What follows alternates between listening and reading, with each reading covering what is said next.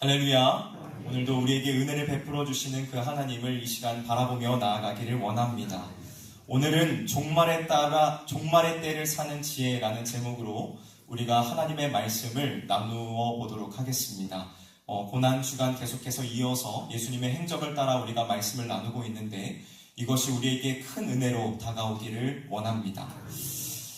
예루살렘 성전에서 예수님께서는 바리새인과 서기관들과의 논쟁을 통해 그들의 외식함과 악함을 모두 드러내셨습니다. 그리고 그것을 떠나 감람산으로 향하셨죠. 예루살렘 성전에서 나올 때에 제자 중에 한 사람이 그 성전 건물을 가리키면서 위용을 자랑했습니다. 그는 이 성전이 얼마나 아름다운 돌들로 세워졌는지 또 얼마나 값진 봉헌물로 꾸며졌는지에 대해 예수님께 이야기를 늘여놓았습니다.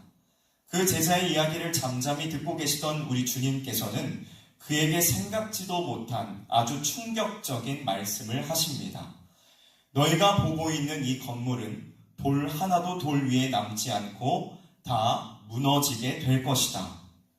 이 말씀은 그 자리에 함께 있던 제자들에게도 매우 충격적인 말씀이었습니다. 왜냐하면 그토록 웅장하고 화려하게 지어진 성전이 무너진다는 것은 그들에게 있어서 감히 상상할 수조차 없는 굉장한 일이었기 때문이었습니다. 이후 감람산 위에서 성전을 마주대하여 앉으셨을 때에 제자들은 주님께 조용히 나와 과연 이러한 일들이 언제 일어나게 될 것인지를 묻습니다. 이에 예수님께서는 성전이 파괴되는 일이 세상의 끝이 아니며 인자가 다시 오는 그날 곧 재림의 때가 세상의 마지막임을 말씀해 주고 계십니다. 그리고 거기에서 더 나아가 하나님의 백성인 성도들이 이 마지막 종말의 시대를 어떻게 살아내야 할 것인지 또 어떻게 살아가야 할 것인지에 대하여 여러 가지 비유를 통해 말씀해 주고 가르쳐 주고 계십니다. 오늘 본문의 열처녀의 비유는 우리가 너무나도 잘 알고 있는 익숙한 비유로서 예수님께서 오실 재림의 날과 이를 기다리며 살아가는 성도들의 삶에 관한 내용이 담겨져 있습니다. 오늘 이 말씀을 통하여서 우리가 살아가고 있는 이 종말의 시간들을 어떻게 보낼 것인지를 함께 묵상하며 살펴보는 귀한 시간이 될 수 있기를 우리 구주 예수 그리스도의 이름으로 간절히 소망합니다. 예수님의 공생의 당시 유대 혼인 예식의 절차에 따르면 이 비유는 혼인식 전날 밤 신랑 집에서 신랑을 기다리는 들러리 처녀들의 모습을 그리고 있습니다. 여기서 처녀들은 신랑을 맞이하여 신부에게로 인도해야 하는 아주 귀중한 역할을 맡고 있었죠.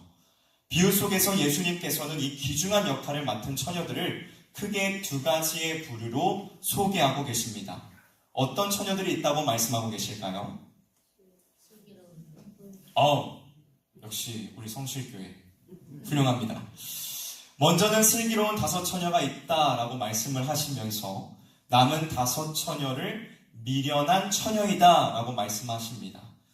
여기에서 슬기로운 처녀와 미련한 처녀를 나누는 기준은 별다른 것이 아니었습니다. 그들의 지식 유무가 아니었습니다. 신랑이 올 것에 대한 준비를 했느냐, 그렇지 못했느냐, 단지 그것만으로 나뉘어졌습니다.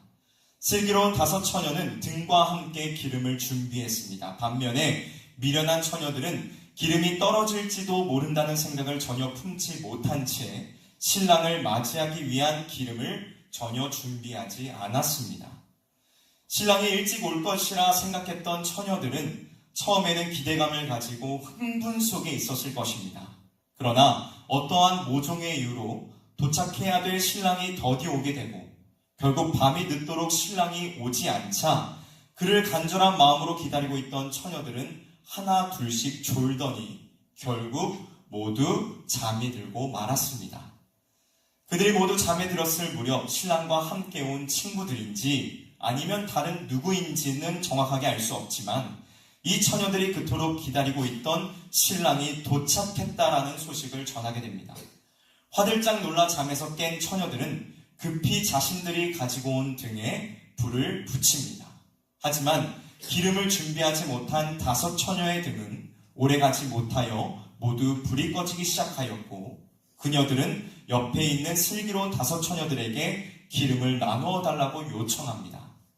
하지만 슬기로운 다섯 처녀들은 자신들의 기름마저 부족할까 염려하여 미련한 다섯 처녀의 요청을 거부하게 되죠. 결국 이 다섯 처녀는 잠시 기름을 사기 위하여 자리를 비우게 됩니다. 그러나 결국 미련한 다섯 처녀가 기름을 사러 간 사이에 신랑은 도착을 하였고, 준비된 슬기로운 다섯 처녀는 신랑의 축하 잔치에 참여하여 기쁨을 누리게 되었지만, 미련한 다섯 처녀는 신랑이 베푸는 축하 잔치에 안타깝게도 참여하지 못하였습니다. 예수님의 비유에 자주 등장하고 있는 표현처럼 그녀들은 슬피 울며 이를 갈게 된 것이죠. 사랑하는 성도 여러분, 오늘 예수님께서 하신 이 비유는 종말의 때를 살아가고 있는 우리들에게 어떠한 삶을 살아가야 하는지에 대한 지혜를 주고 있습니다. 오늘 우리가 두 가지를 살펴보기를 원하는데, 먼저 첫 번째는 깨어서 준비하는 삶을 살라는 것입니다. 어떠한 삶을 살라고요? 깨어서 준비하는 삶을 살라는 것입니다. 마태복음 24장과 25장에는 예수님의 여러 가지 교훈과 비유가 등장합니다. 이 교훈과 비유에는 공통점이 몇 가지가 있는데, 그것은 갑작스럽게 찾아오게 되는 어떠한 날이 반드시 있다는 것이고, 또 깨어서 준비하라는 주님의 엄중한 경고가 그 안에 담겨져 있다는 것입니다. 마태복음 24장 44절의 말씀입니다. 이러므로 너희도 준비하고 있으라. 생각하지 않은 때에 인자가 오리라. 오늘 본문 말씀 25장 13절 말씀입니다. 우리가 같이 읽어볼까요? 25장 13절 말씀입니다. 시작! 그런즉 깨어있으라. 너희는 그날과 그때를 알지 못하느니라. 아멘. 그렇다면 여기에서 말씀하고 있는 깨어서 준비하는 것이란 무엇을 말하는 것일까요? 주께서 언제 오실지 우리는 알 수 없으니 잠을 자지 않고 버티면서 모두가 깨어서 그날을 기다리라는 말씀일까요? 아니요, 그렇지 않습니다. 깨어서 준비하라는 것은 말씀과 기도 속에서 주께서 다시 오실 날을 기다리며 인내하라는 것을 의미하는 것입니다.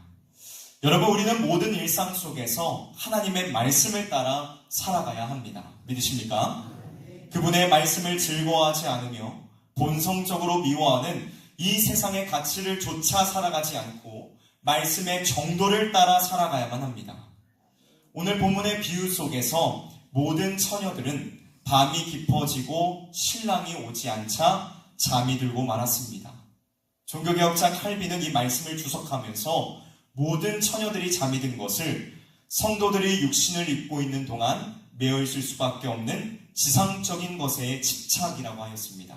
즉 하나님의 선택받은 백성들일지라도 주께서 오시는 날이 멀어지면 멀어질수록 주를 기다리는 데 방해되는 세상의 걱정과 염려와 근심에 사로잡히거나 정욕을 이루고자 하는 마음을 갖게 된다는 것을 의미하는 것이죠.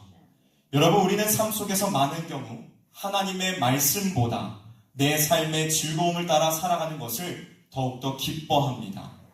하나님 나라에 대한 소망을 가지기보다는 이 땅에서 더욱더 많은 것들을 누리기를 바라며 세상의 것들에 집착하며 살아갈 때가 많습니다. 물론 이 세상에서 많은 것들을 누리고 얻는 것이 모두 다 잘못된 것이라고 말씀을 드리는 것은 아닙니다.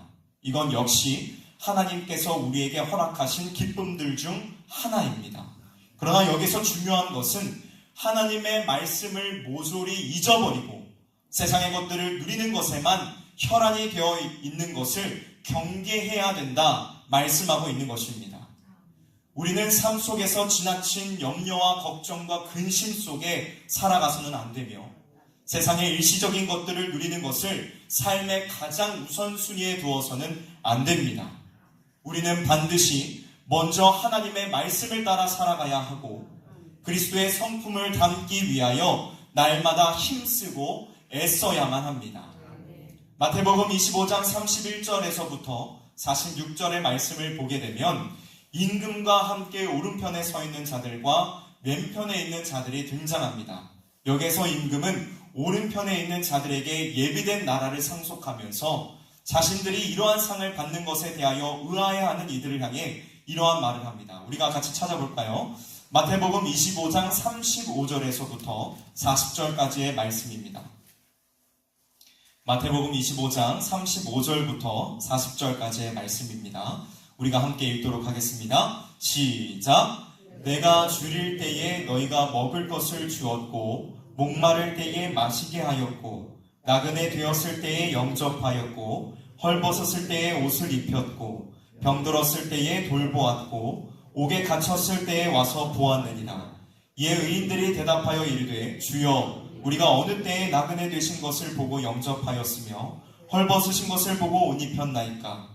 어느 때에 병드신 것이나 옥에 갇히신 것을 보고 가서 배웠나이까 하리니 임금이 대답하여 이르시되 내가 진실로 너희에게 이르노니 너희가 여기 내 형제 중에 지극히 작은 자 하나에게 한 것이 곧 내게 한 것이니라 하시고. 아멘. 여러분, 이 말씀은 우리들에게 예수 그리스도의 기준 곧 그분의 삶의 방향을 따라 살아갈 것을 말씀하고 있습니다. 우리 역시도 예수를 닮는 삶을 살아가야 된다 말씀해주고 있는 것이죠. 사랑하는 성도 여러분, 우리는 오늘을 살아갈 때에 설마 주님께서 오늘 오실까 하는 마음으로 그러한 생각으로 살아서는 안 됩니다. 우리는 삶의 모든 순간들 속에서 주께서 오신다는 것을 염두에 두고 말씀을 따라 살아가야만 합니다. 그리스도를 닮아가는 삶을 살아가기에 힘쓰는 우리 모두가 되기를 소원합니다. 하나님의 말씀을 따라 순종하며 살아가는 데에 인생을 거는 우리 모두가 되기를 원합니다. 그리스도를 닮아가는 삶이란, 하나님의 말씀을 따라 사는 삶이란 많은 고통과 손해를 가져다주는 삶일 수도 있습니다. 많은 사람들의 손가락질과 조롱을 받으며 살아가는 삶일 수도 있습니다. 고통과 손해를 감내하며 사는 삶, 많은 사람들의 손가락질과 조롱을 기꺼이 인내하며 살아가는 삶, 이것이 진정 예수 그리스도의 십자가를 지고 자기를 부인하는 삶이 아닙니까? 우리 모두가 이러한 삶을 살아갈 수 있기를 우리 주 예수 그리스도의 이름으로 간절히 축복합니다. 다음으로 우리는 기도하는 삶을 살아가야 합니다. 기도의 중요성에 대해서는 굳이 강조하지 않아도 이미 다들 잘 아실 것입니다. 정한 박윤선 목사님께서는 오늘 본문을 주석하시면서 5 처녀가 준비했던 기름을 성령이라 해석하셨습니다. 마지막 시대를 살아가는 우리들에게 있어서 반드시 준비되어야 할 것은 성령 충만으로, 이것은 기도를 통해서만 주어집니다. 사랑하는 성도 여러분, 우리는 기도해야 합니다. 사도 베드로의 말씀과 같이 마지막 때가 이미 이르렀으니 깨어서 근신하여 기도해야만 합니다. 앞서 말씀을 드린 하나님의 말씀을 따라 사는 삶도 결코 우리의 힘과 능력으로는 할 수 없습니다. 반드시 성령 충만해야 할 수 있는 일입니다. 사랑하는 성도 여러분, 오늘 이 새벽 기도에 너무나도 잘 오셨습니다. 오늘 이 기도의 시간을 통하여 성령 충만을 경험하며 오늘 우리에게 주어진 이 하루를 말씀대로 순종하며 살아갈 힘과 담력을 얻는 저와 여러분들이 되시기를 주님의 이름으로 간절히 소망합니다. 기도를 통해 성령 하나님의 도우심을 얻기를 원합니다. 말씀에 순종하여 그 기쁨을 누리는 저와 여러분들이 되기를 간절히 소원합니다. 슬기로운 5 처녀와 같이 준비하는 삶을 살아내는 우리 모두가 되기를 간절히 소망합니다. 다음 2번째, 끝에서 우리는 시작하는 삶을 살아가야 합니다. 여러분, 우리는 오늘을 살아갈 때에 당장 현재만 보는 것이 아니라 미래의 일들을 보며 오늘을 살아가야 합니다. 즉, 우리는 마지막 날이 있다는 확신 속에 삶을 살아가야 하고 또 그 확신 안에서 오늘 선택해야 합니다. 예수님께서는 처음부터 끝까지 생각하고 시작하셨습니다. 주님께서는 오직 구원이라는 놀라운 목적을 미리 내다보시고 십자가로 한 걸음 한 걸음 걸어가셨습니다. 여러분, 진정 지혜로운 사람이 누구입니까? 상향 곡선을 그리는 주식을 미리 내다보고 투자하는 사람이 지혜로운 사람입니까? 아니면 앞으로 권력을 가질 사람을 미리 내다보고 연줄을 대는 것이 지혜로운 사람입니까? 아닙니다. 성경에서 말하는 진정 지혜로운 사람은 끝을 내다보고 오늘 바른 선택을 하는 사람이 지혜로운 사람이라 말씀하고 있습니다. 마태복음 7장 24절에서 27절에 예수님께서는 반석 위에 집을 지은 사람과 모래 위에 집을 지은 사람, 2 사람에 대한 비유를 하십니다. 여기에서 반석 위에 집을 지은 사람은 앞으로 비가 내리고 큰 바람이 불 것을 미리 내다보고 집을 아무 곳에나 짓지 않고 반석 위에 지었습니다. 반면에 모래 위에 집은 지은 사람은 끝을 내다보지 않았습니다. 그는 앞으로 일어날 일들을 전혀 생각하지 않았죠. 결국 그의 집은 비가 내리고 바람이 불고 창수가 부딪혀 완전히 무너지고 말았습니다. 사랑하는 성도 여러분, 끝에서 시작하는 삶을 사십시오. 오늘 당장 현실을 보면서 내 기준을 따라 선택하지 마시고 영원한 삶을 바라보며 오늘을 선택함으로 살아가시기를 바랍니다. 우리의 삶은 이 땅에서의 고작 100년의 삶이 끝이 아닙니다. 우리는 죽음을 통과하여 낙원에 들어가게 될 것이고 주께서 오시는 그날 부활하여 주님과 함께 그 영광의 기쁨을 누리게 될 것입니다. 세상의 성공만을 바라보며 오늘을 선택하는 삶은 결국 무너질 수밖에 없습니다. 그러나 영원한 생명을 바라보며 오늘을 선택하는 삶은 결코 헛되지 않은 줄로 믿습니다. 우리 모두가 영혼을 바라보며 끝에서 시작하는 삶을 살아갈 수 있기를 원합니다. 말씀을 마무리하도록 하겠습니다. 사랑하는 성도 여러분, 신랑 되신 예수님은 반드시 다시 오실 것입니다. 믿으십니까? 그때 우리는 슬기로운 자와 미련한 자로 나뉘어지게 될 것입니다. 다시 오실 주님을 고대하며 준비하는 삶을 살아가는 우리 모두가 되기를 원합니다. 깨어서 말씀과 기도로 준비하며 끝을 바라보며 살아가는 우리 모두가 되기를 소원합니다. 주께서 우리에게 주신 이 하루를 믿음으로 살아내며 마라나타, 아멘 주 예수여 어서 오시옵소서라고 기대하는 마음으로 살아내는 저와 여러분들이 되시기를 주님의 이름으로 간절히 소망합니다. 기도하겠습니다.